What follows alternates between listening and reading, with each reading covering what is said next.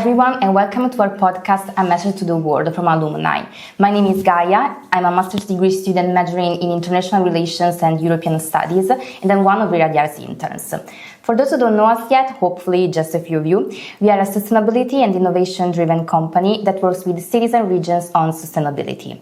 A while ago, starting a new adventure, we created this podcast. Here you'll be able to hear discussions, interviews, news and tips about sustainability, but also what our interns have to say about their work with us and their future prospects. It's been a while since the last time you heard from us, so let's not waste any more time and let's go to your monthly dose of wisdom. Today we have with us Balma. Hello. Who's been with us since August 2025. She's from the University of Lleida in Spain, where she studies biotechnology. Hello Balma, how are you? Hi Gaia, I'm great. Thank you so much for having me. I'm really happy to be here and to have the chance to share a bit about my experience at Irradiare, because these months have gone by so fast, but I've truly enjoyed being a part of the team. I totally agree with you. This is one of the best experiences I ever done, and you have been such a positive and enthusiastic person. Wow, thank you so much. You as well. But sadly for us, your internship is coming to an end now. As I said before, you arrived in August, and since then you've been able to know better Portugal, its culture, and also experience what it is like to be part of a Portuguese company. Let us know a little about your experience, your reflections on how these past months have been, the highlights of your internship. During these 3 months, I participated in several tasks with different people from the company. Some tasks took longer than others, and all of them were really interesting and very different from each other. I'll just describe a few of what I've worked on. Yes, please, you have the floor. Thank you. So at the beginning of my internship, I worked on a life program focused on the environmental strand and circular economy. It was really interesting to see how sustainability principles are actually applied in a European context. Right now, I'm working with my colleague Alice on the development of a scientific article on the topic of hydrogen and sustainable mobility. It's been really exciting because during my degree, I've read a lot of scientific papers, but I never had the chance to actually write one. And now I'm seeing all the steps of the process, and since hydrogen is such a promising topic for the future, I'm really enjoying it. So I also had the chance to attend a partner meeting of VBMI's project in Zamora, Spain, together with another Spanish intern from the company called Adriana. Hi Adriana, we know you're listening to our podcast. Hi. And even though I wasn't directly working on the project, because it's more focused on technologies to support elderly people, so quite different from biotechnology. Yeah, of course. I learned a lot about how partners meeting work and how projects are coordinated. Plus, the experience was great and weighed really well in Zamora, proper Spanish food. And another task that I worked on was for the Reflect project, where I worked with Katia in the section of market business model and strategy.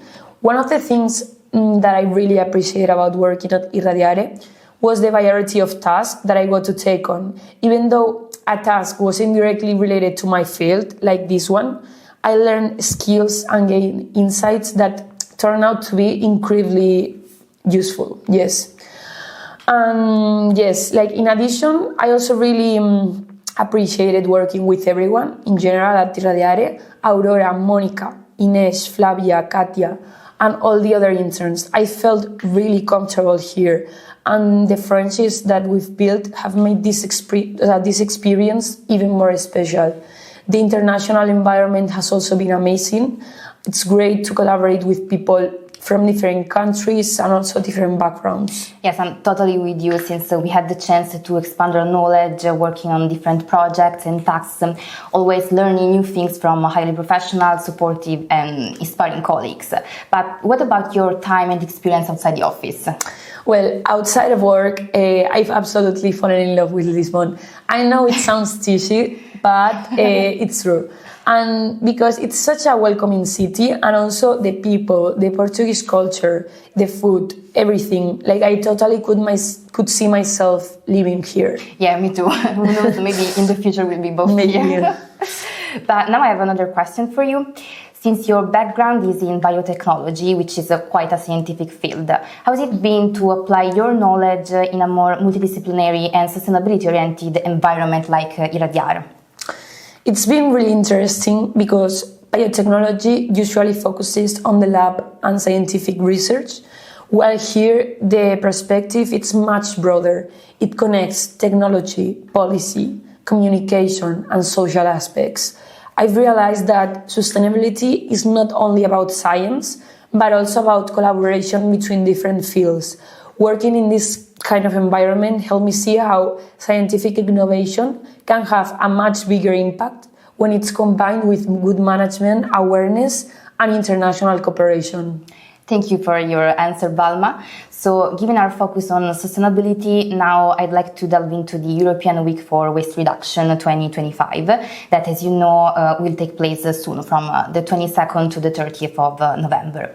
Every year it focuses on a different aspect of waste prevention with the purpose of drawing attention to high impact areas related to the unsustainable consumption habits of our society. This year the thematic focus is waste electrical and electronic equipment, widely known as e-waste. The European Week for Waste Reduction challenges us to get informed and raise awareness on the negative impacts of this type of waste, which includes a wide range of devices such as mobile phones, computers, televisions, lamps, and also medical devices and photovoltaic panels. Balma, could you share with us your thoughts about the importance of this European Week? Yes, I think the European Week for Waste Reduction is a really great opportunity to stop for a moment and think about how much we really consume, especially when it comes to electronic devices. E-waste is growing so fast, and it's not only a problem because of pollution, but also because many of these materials used to make our devices are limited and difficult to recycle. In your opinion, how we could reduce the demand for new electronic and electrical equipment? So, to reduce this demand, I think we should first reconsider our habits. Do we really need the newest version of everything? Like, sometimes repairing or buying secondhand is enough. And also, companies have a huge role to play in this. Designing products that last longer and are easier to repair or recycle would make a very big difference. Me personally, I really try to follow this mindset in my daily life. I buy secondhand whenever I can and think twice before buying something new. But of course, like, nobody does everything perfectly. I also sometimes end up buying things I don't really need or from places I rather avoid. But the important thing is to be aware of it and slowly change our habits. And that's exactly why this week is so important. It helps raise awareness and reminds us that small and conscious steps can truly make a difference in the long run. I totally agree with you. Nobody's perfect. We all oftentimes tend to follow the buy, use, throw away model, thus increasing the amount of e-waste. This waste contains a complex mix of materials, some of which are really dangerous, and if not managed properly when discarded, they can cause major environmental and health problems. However, even small actions such as reusing or repairing devices can lead to big impact. And by doing so, we can preserve valuable materials which are costly not only for the environment but also for human health. So, as the European Week for Waste Reduction suggests us, in an increasingly technological world, we should definitely be mindful of our footprint. So that was the last question. So thank you, Balma, for sharing your insights and experiences with us today. It's been a pleasure talking with you in this episode of the podcast and, of course, working with you in these past months. No, thank you. I feel the same. And thank you so much for including me and for all these interesting questions. It's been a real pleasure to take part in this episode and to share a bit about my experience. Thank you. Thank you all for listening to our podcast. We will definitely be back soon. Bye. Bye.